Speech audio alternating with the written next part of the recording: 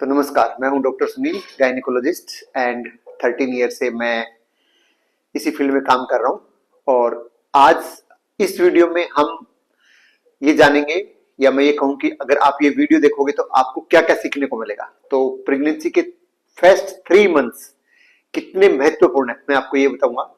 कौन सी गलती आपके बच्चे को नुकसान पहुंचा सकती है, कौन से कुछ लक्षण जो नॉर्मल है पहले 3 महीने में, हम शुरू के स्टार्टिंग के 3 महीने की बात करेंगे तो कौन से 3 लक्षण नॉर्मल है। और जब आपको नॉर्मल पता चलेगा तभी आपको एबनॉर्मल क्या है ये पता चलेगा, है ना। अगर आपको पता ही नहीं होगा कि क्या नॉर्मल है तो आपको एबनॉर्मल का पता ही नहीं चलेगा। ओके, आपको मैं ये भी बताऊंगा कि आपको क्या खाना चाहिए एंड मोस्ट इंपोर्टेंट आपको क्या नहीं खाना चाहिए।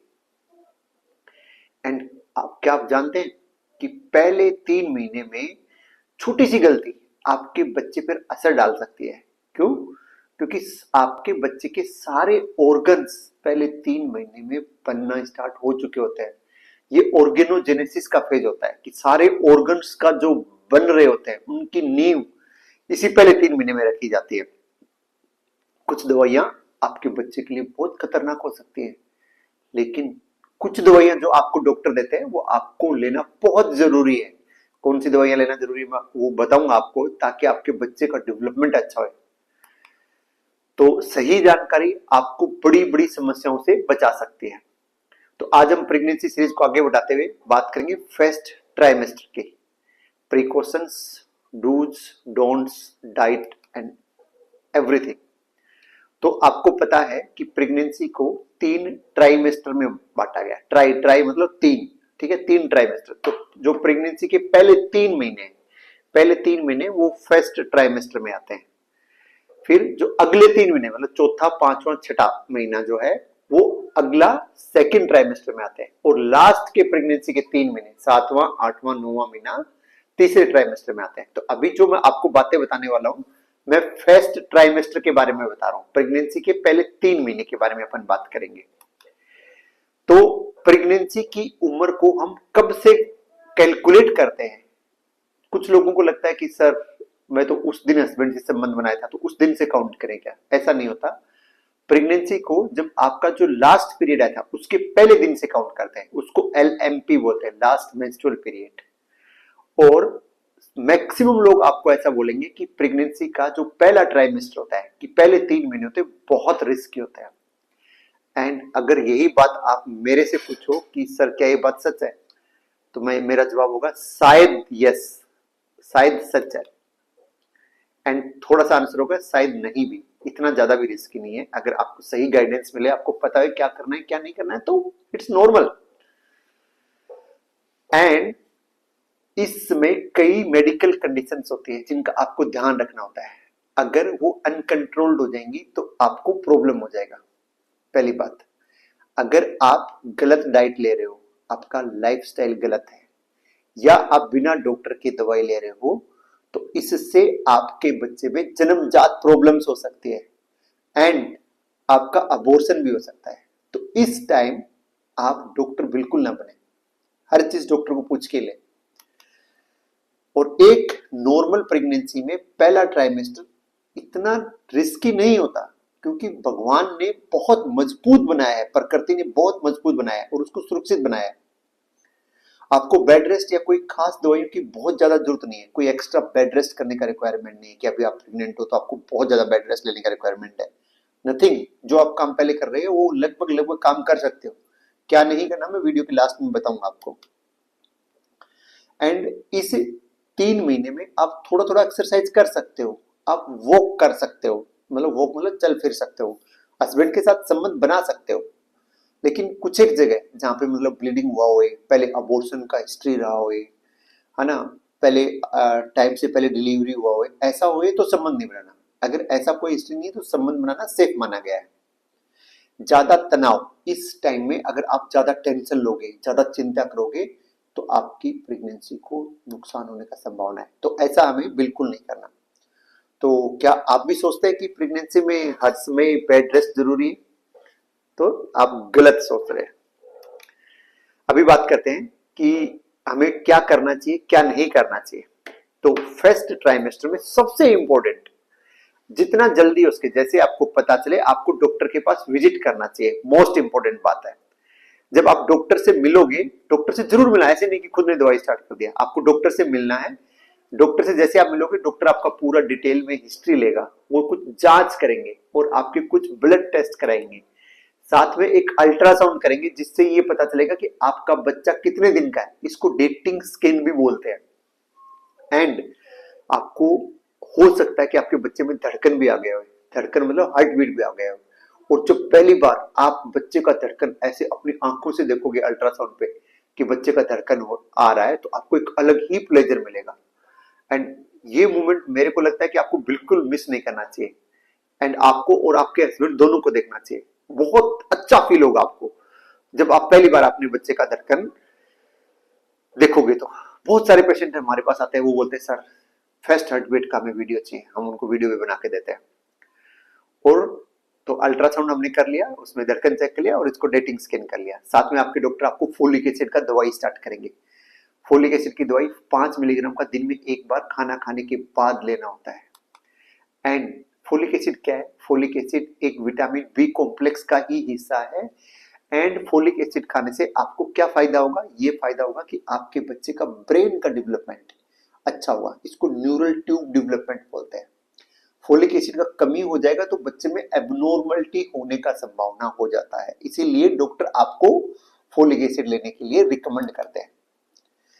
अगर आपको डायबिटीज, ब्लड प्रेशर और थायराइड जैसी बीमारी पहले से है, मतलब प्रेग्नेंट होने से पहले से ये चीजें हैं, तो अभी उनको ज्यादा कंट्रोल की रिक्वायरमेंट है। तो अपने डॉक्टर के साथ ये जरूर डिस्कस करें कि आप पहले से ये दवाई ले रहे हो, उनको सब चीजें बताएं, अपने सारे डॉक्यूमेंट्स लेके जाएं साथ में, तभी हम लोगों को समझ में आएगा कि आपको क्या चीजें मॉडिफाई करनी है।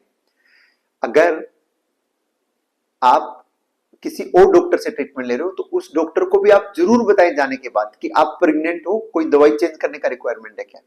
कुछ लोग वही दवाई लेते रहते, उनको लगता है कि गायनेकोलॉजिस्ट का काम है प्रेगनेंसी की दवाई वो दे देगा, बाकी जो दवाइयां चल रही है हम दूसरे डॉक्टर से ले लेंगे। ऐसे बिल्कुल नहीं करने का, जिस भी डॉक्टर से दवाई लोगे उसको बताना है कि आप प्रेग्नेंट हो। तो था इंपॉर्टेंट बात प्रीवियस मेडिकल हिस्ट्री की। अगर आप स्मोकिंग कर रहे हैं तो स्मोकिंग आपको प्रेगनेंसी में तुरंत बंद कर देना चाहिए। अगर आप स्मोकिंग करते रहोगे तो आपके ब्लड में कम ऑक्सीजन होगा, और आपके ब्लड में कम ऑक्सीजन होगा तो बच्चे को भी न्यूट्रिशन कम मिलेगा, तो ये आपके बच्चे के लिए बिल्कुल अच्छा नहीं है स्मोकिंग। सेकंड, अल्कोहल, वाइन जिसको बोलते हैं, तो वाइन भी बंद कर देना चाहिए। क्यों? क्योंकि अगर आप वाइन लोगे तो आपका लिवर पूरा डेवलप हो चुका है, वो उसको डिटॉक्सिफाई कर लेगा, लेकिन प्लेसेंटा के थ्रू कुछ अल्कोहल बच्चे के अंदर भी जाएगा और बच्चे का लिवर अभी डेवलप नहीं हुआ है, तो बच्चे को नुकसान हो जाएगा। इसको फिटल अल्कोहल सिंड्रोम बोलते हैं। तो वाइन आपको बिल्कुल नहीं लेना चाहिए। कुछ लोग जो समझदार होते हैं या बहुत समझदार होते हैं, वो एक बहुत अच्छा क्वेश्चन पूछते हैं, सर कितना क्वांटिटी ऑफ अल्कोहल, कितना क्वांटिटी ऑफ अल्कोहल प्रेगनेंसी में सेफ है, मतलब कितने पैक ले सकते हैं, एक या दो? तो इसका आंसर है कुछ भी सेफ नहीं है, प्रेगनेंसी में अल्कोहल लेना ही नहीं है। शराब की, वाइन का, अल्कोहल का कोई भी मात्रा प्रेगनेंसी में सेफ नहीं है, ये आपके बच्चे को नुकसान पहुंचाएगा। तो क्या ये आपको पता था कि सिर्फ थोड़ी सी शराब लेने से भी आपके बच्चे पे असर पड़ सकता था? तो अभी आपको पता चल गया होगा। नेक्स्ट अगर अपन बात करें, कुछ लोग पूछते हैं सर अभी कॉफी पी सकते हैं क्या, कॉफी, चाय, ऐसा? तो इसके बारे में मैं आपको डिटेल से बताता हूं। तो जो कॉफी होता है, कॉफी, उसके अंदर एक कैफीन होता है, कैफीन, और उस कैफीन का सेफ लिमिट 200 मिलीग्राम होता है। 200 मिलीग्राम तक आप ले सकते। तो 200 मिलीग्राम कितना होगा, अभी आप सोचते होंगे। तो 200 मिलीग्राम का मतलब है एक कप के अंदर 100 टू 120 मिलीग्राम कैफीन होता है। तो नॉर्मली आप 2 छोटे कप कॉफी के पी सकते हो। एंड चाय की अगर आप बात करें तो चाय के एक कप के अंदर लगभग 60 मिलीग्राम कैफीन होता है। तो चाय के आप 3 कप एक दिन में पी सकते हो, लेकिन छोटे कप, बहुत बड़े मग वाले नहीं, ठीक है। तो कॉफी के आप 2 कप, छोटे कप एक दिन में ले सकते हैं, चाय के आप 3 छोटे कप एक दिन में ले सकते हैं। लेकिन आपको याद रखना चाहिए कि कैफीन जो होता है, कैफीन सिर्फ चाय और कॉफी में भी नहीं होता। ये जो कोल्ड ड्रिंक्स आते हैं, कोल्ड ड्रिंक्स में भी कैफीन होता है, एनर्जी ड्रिंक्स में कॉफी होता है, एंड इसके साथ जो डार्क चॉकलेट्स आते हैं उनके अंदर भी कैफीन होता है। तो इन चीजों को जब आप लोगे तो आपको सावधानी बरतना चाहिए। एंड कुछ लोग बोलते हैं सर हम तो चाय भी नहीं लेते, कॉफी नहीं लेते, ग्रीन टी पी सकते हैं क्या? तो ग्रीन टी में भी कैफीन होता है। और प्रेगनेंसी में खुद से कोई भी दवाई ना लें। अधिकांश दवाइयां प्रेगनेंसी में सेफ नहीं होती। जब भी आप किसी भी नॉर्मल डॉक्टर के पास जाओगे तो उसको जरूर बताना है कि आप प्रेग्नेंट हो, ठीक है? एंड फिर वो डॉक्टर आपको जरूर कोई भी दवाई देंगे तो ऐसा ही दवाई देंगे कि जो प्रेगनेंसी में सेफ है। या आप अपने डॉक्टर से पूछ सकते हैं, कोई भी अगर आपको वो दवाई दे रहे हैं, तो सर क्या ये मेरे लिए और मेरे बच्चे के लिए सेफ है, क्योंकि मैं अभी प्रेग्नेंट हूं। जरूर पूछें, ये पूछना बिल्कुल ना भूलें। अभी आते हैं, अगर आपके पास कोई पालतू जानवर है, मेनली अगर आपके पास कैट है, बिल्ली, तो उसका लीटर कभी भी आप खुद साफ ना करें, उसका पोटी कभी भी आप खुद साफ ना करें। क्यों? क्योंकि उसमें टोक्सोप्लाज्मोसिस हो सकता है, जो कि आपके बच्चे को नुकसान पहुंचा सकता है और अबॉर्शन हो सकते हैं। फिर भी अगर आपको साफ करना पड़े तो ऑलवेज ग्लव्स पहन के ही करना है। ग्लव्स पहनने के बाद ही साफ करें। एंड टोक्सोप्लाज्मोसिस की वजह से अबॉर्शन के साथ साथ आपके बच्चे में जन्मजात अनोमली भी हो सकती है। तो इससे पहले क्या आपने कभी सोचा था कि एक पालतू बिल्ली भी प्रेगनेंसी में खतरा बन सकती है? आपने नहीं सोचा होगा। नेक्स्ट बात करते हैं कि अभी आप क्या खा सकते हैं, क्या नहीं खा सकते हैं। तो इसका आंसर है लगभग लगभग सब चीजें आप खा सकते हैं। आप सब्जियां खाइए, सब्जी खा सकते हो, नॉनवेज खा सकते हो, लेकिन नॉनवेज में आपने कच्चा या अध पका नहीं खाना है, अच्छे से बॉईल करके खाना है ना? क्योंकि उसके अंदर से साल्मोनेला एंड लिस्टेरिया का इंफेक्शन का खतरा रहता है। अगर आप कोई भी फल या फ्रूट खा रहे हो तो उसको वॉश करना बिल्कुल नहीं भूलना है। उनको अच्छे से वॉश करके ही खाना है, क्योंकि उसमें बहुत सारे पेस्टिसाइड्स का स्प्रे होता है। ऐसा बोला गया है एंड प्रूव भी है कि आपको कुछ चीजें अवॉइड करनी चाहिए फल में, फ्रूट में। फ्रूट के अगर मैं सब मेरे सारे पेशेंट को बताता हूं, पपीता, करेला and drumstick and fourth pineapple, ये चार चीजों को अवॉइड करना बेटर रहता है। इनमें भी मेनली क्या होता है कि ये कच्चे नहीं खाने चाहिए, जैसे कच्चा पपीता हो गया, कच्चा पाइनएप्पल हो गया, ये नहीं खाने चाहिए। लेकिन सेफ्टी के लिए अच्छा है कि इनको हम अवॉइड, बेटर पूरा अवॉइड कर दे तो ज्यादा बेटर रहेगा। ये अवॉइड क्यों करने होते हैं? क्योंकि इनके अंदर कुछ ऐसे केमिकल्स, मतलब कुछ साल्ट ऐसे होते हैं जो कि आपकी बच्चेदानी को कॉन्ट्रैक्ट करते हैं, आपकी बच्चेदानी को कॉन्ट्रैक्ट करते हैं। तो ये खाने से आपको अबॉर्शन का संभावना बढ़ जाएगा। तो ये चीजें आपको नहीं खानी। अभी आप पूछोगे सर ये नहीं खानी तो हमें खाना क्या है, कौन से सेफ फ्रूट है? तो मैं मेरे सारे पेशेंट को बताता हूं कि 3 सबसे सेफ फ्रूट कौन से है। First apple, apple is safe. Second banana, केला, एंड थर्ड इज ऑरेंज, संतरा। तो ये तीनों चीजें सेफ है, सेब, केला एंड संतरा। ये चीजें आप आराम से खा सकते हो, इनमें कोई भी रिस्क नहीं है। कुछ लोगों को प्रेगनेंसी में उल्टी होती है, तो अभी मैं आपको बताता हूं कि प्रेगनेंसी में नॉर्मल क्या है। तो प्रेगनेंसी में उल्टी होना नॉर्मल बात है। बहुत सारे लोगों को उल्टी होती है ना? आप कुछ लोगों से सुनोगे कि ज्यादा उल्टी होती है, इसका मतलब ये है कि प्रेगनेंसी ज्यादा अच्छा है। तो इसके ऊपर मैंने पूरा डिटेल से वीडियो बनाया, आप देख सकते हो मेरी प्रोफाइल में जाके। ऐसा नहीं होता। कुछ लोगों से आप सुनोगे कि ज्यादा उल्टी हो रहा है तो ये मेल बेबी है या फीमेल बेबी है, ऐसा आप सुनोगे, तो ये भी सब भ्रम है। मैंने इस पे भी डिटेल से वीडियो बनाया, आप चेक कर सकते हो, बहुत अच्छे अच्छे वीडियो मैंने बनाए। तो प्रेगनेंसी में उल्टी होना नॉर्मल बात है, लेकिन कितना उल्टी होना नॉर्मल है ये सब पेशेंट के लिए अलग अलग होता है। कुछ लोगों को बहुत उल्टी होती है, दिन में 5 बार 10 बार तक उल्टी होती है। कुछ लोगों को दिन में 2-3 बार होती है, एंड कुछ लोगों को उल्टी होती ही नहीं है। तो जो 3 केस मैंने बताए ये तीनों ही नॉर्मल है, तीनों ही केस है नॉर्मल है। वो सबका शरीर अलग अलग तरह बिहेव करता है। उल्टी क्यों होता है? प्रेगनेंसी में एक हार्मोन बनता है HCG, ह्यूमन कोरियोनिक गोनेडोट्रोपिन। उस HCG की वजह से उल्टी होता है, लेकिन सबका शरीर अलग अलग है तो अलग अलग तरीके से बिहेव करता है। इसलिए सबको उल्टी की जो क्वांटिटी, मात्रा है वो कम होती है, किसी को कम किसी को ज्यादा। तो उल्टी होना प्रेगनेंसी में नॉर्मल है। उल्टी होगा तो एसिडिटी भी होता है, कलेजे में जलन, वो भी नॉर्मल बात है। कुछ लोगों को सुबह उठते ही मॉर्निंग सिकनेस होती है, ये भी प्रेगनेंसी में नॉर्मल है। लेकिन जैसे ये प्रेगनेंसी के पहले 3 महीने कंप्लीट होंगे, उल्टी आपका अपने आप ठीक हो जाएगा। एंड अगर आपको उल्टी बहुत ज्यादा हो रहा है तो इसको बोलते हैं हाइपर इमेसिस ग्रेविडेरम। तो ऐसा अगर आपको हो रहा है तो आपके शरीर में पानी की कमी हो जाती है, और ऐसे केस में कुछ पेशेंट को हॉस्पिटल में भी एडमिट होना पड़ता है क्योंकि उनको डिहाइड्रेशन हो जाता है। तो हम उनको आईवी फ्लूइड्स देते हैं, वोमिटिंग नहीं हुई उसके लिए कुछ आईवी मेडिसिन देते हैं एंड हम उनको ठीक कर देते हैं। तो ऐसा नहीं कि कंट्रोल नहीं हो सकता, आप एडमिट होगे तो सारी चीजें कंट्रोल की जा सकती है, इसमें कोई घबराने वाली बात नहीं है। तो अगर आपको ज्यादा उल्टी हो रही है तो इसको हल्के में ना लें, ये आपके लिए खतरा हो सकता है, तो आपको हॉस्पिटल में जरूर जाना चाहिए। अभी बात करते हैं कि मसालेदार खाना, तेल वाले ऑयली फूड क्या करना चाहिए, खाना चाहिए नहीं खाना चाहिए। तो जो ऑयल वाले फूड है या ज्यादा फ्राइड फूड है उनको अवॉइड करना चाहिए। एंड मोस्ट इंपोर्टेंट जो फ्रोजन फूड होते हैं, फ्रोजन फूड उनको खराब नहीं होने के लिए प्रिजर्वेटिव मिलाए जाते हैं, तो वो आपको बिल्कुल नहीं खाने चाहिए। आपने देखा होगा कि आजकल सोप पे बने बनाए पराठे मिलते हैं, उनको जस्ट फ्राई करो एंड खा लो, उनके अंदर प्रिजर्वेटिव मिले होते हैं। तो ऐसी चीजें बिल्कुल ना खाएं, वो आपके बच्चे के लिए नुकसान कर सकती है। तो आप सोच रहे हो कि सर फिर क्या खाएं, तो आप जो भी चीज खाएं, हेल्दी खाना खाएं जो आप प्रेगनेंसी से पहले खाते थे। एंड अगर आपको उल्टी हो रहा है तो आप थोड़ी थोड़ी मात्रा में दिन में कई बार खाएं, 5 या 6 बार। एक बार ऐसा नहीं कि एक बार में पूरा पेट भर के खा लिया फिर आप उल्टी मार रहे हो, ऐसे नहीं। थोड़ा थोड़ा थोड़ा थोड़ा थोड़ा करके दिन में कई बार खाएं, ठीक है। एंड अगर ज्यादा उल्टी हो तो अपने डॉक्टर से दवाई लें, तो उससे आपका वोमिटिंग काफी कम हो जाएगा। एंड बहुत सारी चीजें जो मॉर्निंग सिकनेस में आपकी हेल्प करती है, जैसे अदरक हो गया, है ना, उससे आपको कम होगा। सुबह उठते हैं जैसे आप ब्रेड टोस्ट ऐसी चीज खाओगे तो उससे भी वोमिटिंग कम होता है। एंड रात को सोने से पहले एक वनीला आइसक्रीम आती है, वनीला आइसक्रीम आप अगर रोजाना एक वनीला आइसक्रीम रात को सोने से पहले खाओगे तो मैंने देखा कि मेरे बहुत सारे पेशेंट में बहुत तगड़ा इंप्रूवमेंट आता है। तो ये आप जरूर अप्लाई करके देखें। एंड कुछ लोगों को प्रेगनेंसी के फर्स्ट 3 महीने में कॉन्स्टिपेशन हो जाता है।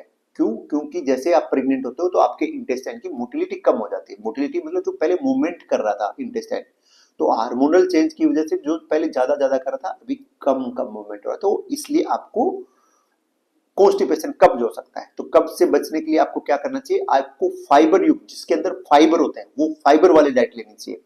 एंड साथ में पानी का इंटेक प्रॉपर रखना चाहिए। आपके दिमाग में आ रहा होगा सर कितना पानी पीना चाहिए, तो सेफ इज 3 लीटर पानी पीना चाहिए आपको एक दिन में। That is good for your health.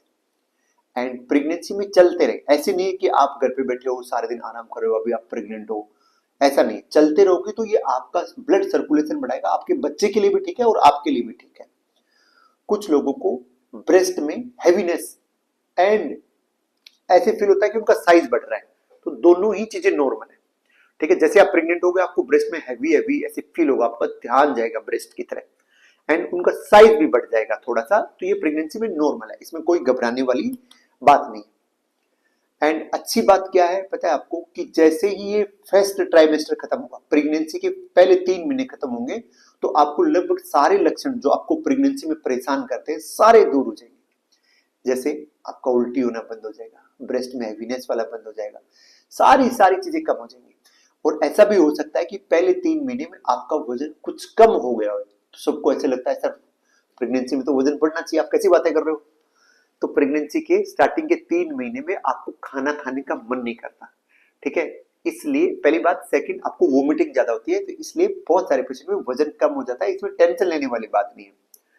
मेरे पास कुछ हस्बैंड लोग आते हैं, सर वो कंप्लेन करते हैं अपनी वाइफ का कि सर मेरी वाइफ खाना नहीं खा रही, तो उन सबको बताता हूँ कि आप इसके साथ जबरदस्ती मत करिए, अभी इसका खाना खाने का मन ही नहीं कर रहा, इसको इतना उल्टी हो रहा है, अगर आप जबरदस्ती इनको खाना खिलाओगे तो उसका और ज्यादा उल्टी होएगा, है ना। तो अभी मन नहीं कर रहा इसलिए नहीं खा रही, नहीं तो वो लेडी खुद भी तो वरिड है ना, उसको भी तो अच्छा बच्चा चाहिए ना। ऐसा नहीं है ना कि सिर्फ हस्बैंड अकेले का बच्चा है, बच्चा तो आपका भी है ना, तो आप क्यों खाना नहीं खाओगे, ऑब्वियसली आपको भी अच्छा बच्चा चाहिए तो आप अच्छा खाना खाओगे, है ना। तो ये बात अपने हस्बैंड को जरूर समझाएं कि अभी स्टार्टिंग में खाना खाने का मन नहीं करता इसलिए नहीं खा पा रहे हो, जब भूख लगेगी तब खाओगे। आप अपने हस्बैंड के साथ ये वीडियो शेयर कर सकते हो, तब उनको जाके समझ में आएगा। तो प्रेगनेंसी के पहले 3 महीनों में वजन थोड़ा सा कम होना नॉर्मल बात है, इसमें कोई प्रॉब्लम वाली बात नहीं है। जैसे जैसे प्रेगनेंसी आपका एडवांस होगा, चौथे महीने में 5वें महीने में जाओगे तो आपका वजन बढ़ना स्टार्ट हो जाएगा। तो क्या आपको इससे पहले पता था कि प्रेगनेंसी में वजन कम होना भी नॉर्मल बात हो सकता है, तो ये आपको शायद अभी समझ में आ गया होगा। और जैसे आप स्टार्टिंग में प्रेग्नेंट होते हो तो प्रेगनेंसी के स्टार्टिंग में ना आपको ऐसे पूरे दिन थकावट थकावट थकावट फील होगी, पूरे दिन कोई काम करने का मन नहीं करेगा, है ना। पूरे दिन आपको ऐसे लगेगा सोए रहो सोए रहो सोए रहो। सेकंड, कोई काम करने का मन नहीं करेगा, ना आपका खाना बनाने का मन करेगा, ना ऑफिस जाने का मन करेगा, अगर आप डॉक्टर हो तो आपका पेशेंट देखने का भी मन नहीं करेगा, है ना। सारे दिन ऐसी नींद नींद वाली ऐसी फीलिंग आती रहेगी, एंड पूरे दिन ऐसे सुस्ती फील होगा, है ना। एंड आपको गुस्सा ज्यादा आएगा, है ना, असेसमेंट भी ज्यादा गुस्सा आएगा। तो ये सब चीजें नॉर्मल है प्रेगनेंसी में, ये हार्मोनल चेंज है ना। तो ये चीजें आपके हस्बैंड को बताना चाहिए कि ये चीजें अभी प्रेगनेंसी के फर्स्ट 3 महीने में नॉर्मल है, इसमें कोई टेंशन लेने वाली बात नहीं है, ये कोई बीमारी नहीं है आपको, ओके। ये हार्मोनल चेंज हो रहे हैं, है ना, कि ये सब आपके साथ जो हो रहा है वो हार्मोनल चेंज है। ये थोड़े थोड़ा धीरे धीरे अपने आप ठीक हो जाएगा, इसके लिए आपको कोई मेडिसिन का रिक्वायरमेंट नहीं है, जस्ट ये प्रेगनेंसी की वजह से आपको ऐसा हो रहा है। एंड अभी आपके साथ आपके शरीर में ना बहुत सारे बदलाव हो रहे हैं, आपके ब्लड सर्कुलेशन में बदलाव हो रहा है, हार्मोन्स बदल रहे हैं। तो इसके लिए आप दिन में थोड़ा सा आराम करें, नींद रात को अच्छे से लें, अपनी नींद डिस्टर्ब ना होने दें, पानी पिए, एंड अच्छा खाना खाएं। खाना खाना बहुत अच्छा जरूरी है, जितना अच्छा खाना खाओगे उतना बेबी को अच्छा न्यूट्रिशन मिलेगा। हल्की फुल्की एक्सरसाइज करते रहें, जैसे वॉक करना हो गया, आप नॉर्मल स्ट्रेचिंग कर सकते हैं, योगा कर सकते हैं थोड़ा बहुत, ठीक है। तो ये आप कर सकते हो।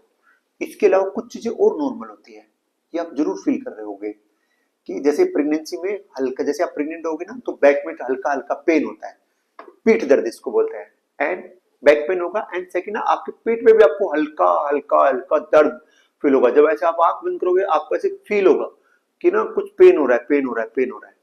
वो ऐसा क्यों हो रहा है? क्योंकि अभी आपकी बच्चेदानी के अंदर बच्चा ग्रोथ कर रहा है।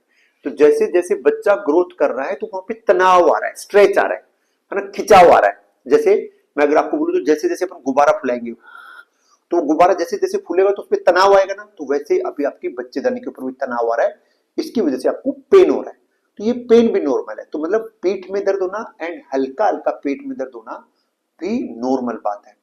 कई बार ऐसे पेशेंट हमें आके बोलते हैं कि सर पेट के ना एक साइड में दर्द हो रहा है ना, लेफ्ट साइड में या राइट साइड में दर्द हो रहा है। तो वहां पे क्या होता है, जो आपका जो बच्चेदानी होती है वो बच्चेदानी साइडों में लिगामेंट्स होते हैं, उससे फिक्स होती है।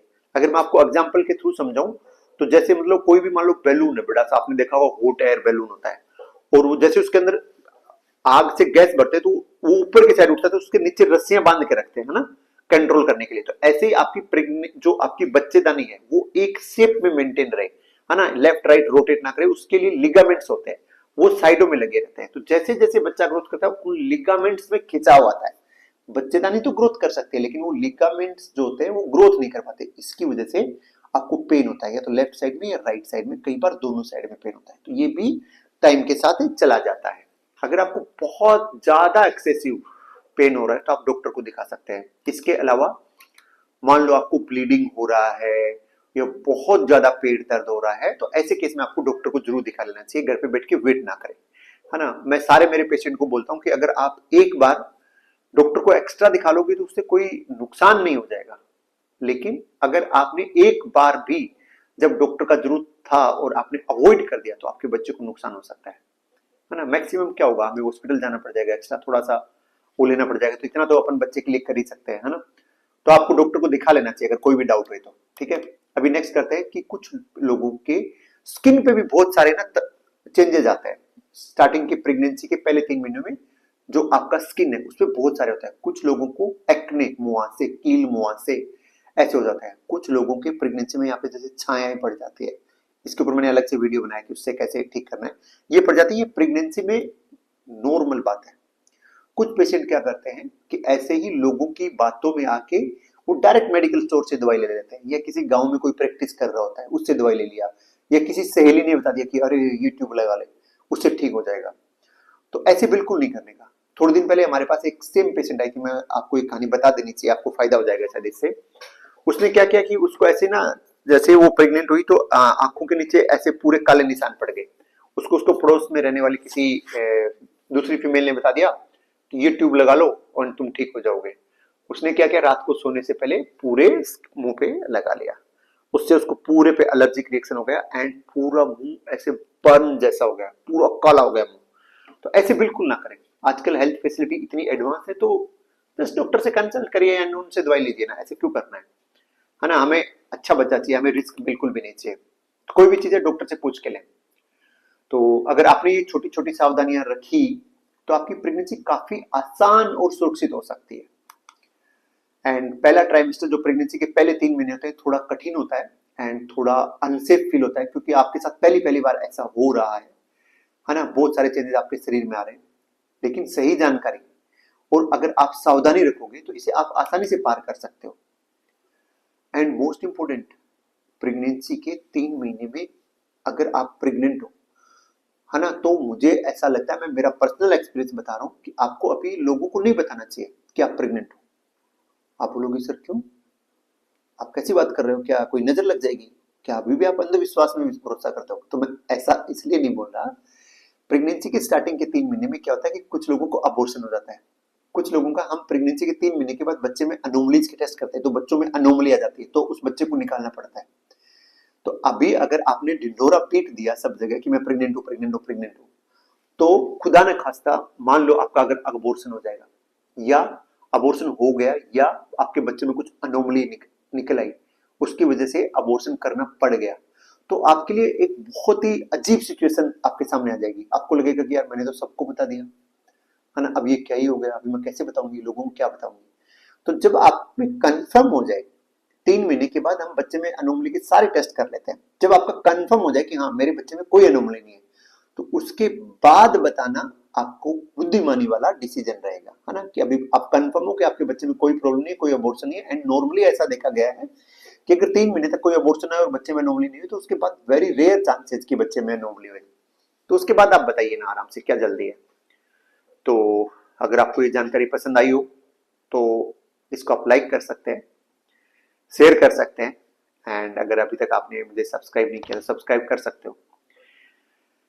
एंड मैंने प्रेगनेंसी से रिलेटेड सारे वीडियोज अलग अलग बना के डाले हैं, एक एक महीने का, प्रेगनेंसी के पहले महीने में क्या करना चाहिए, दूसरे तीसरे, हर महीने का अलग अलग। आप एक बार देखोगे आपको सब समझ में आ जाएगा, क्या करना है क्या नहीं करना, क्या खाना है क्या पीना है, कौन सी दवाई लेनी है, कब कौन सा टेस्ट करना है, मैंने सब पूरा डिटेल में बनाया है।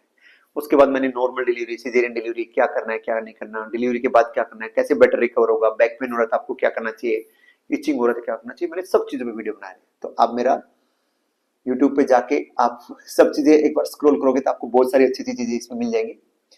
तो चलो अपना ध्यान रखिए, मिलते हैं हम नेक्स्ट वीडियो में, तब तक के लिए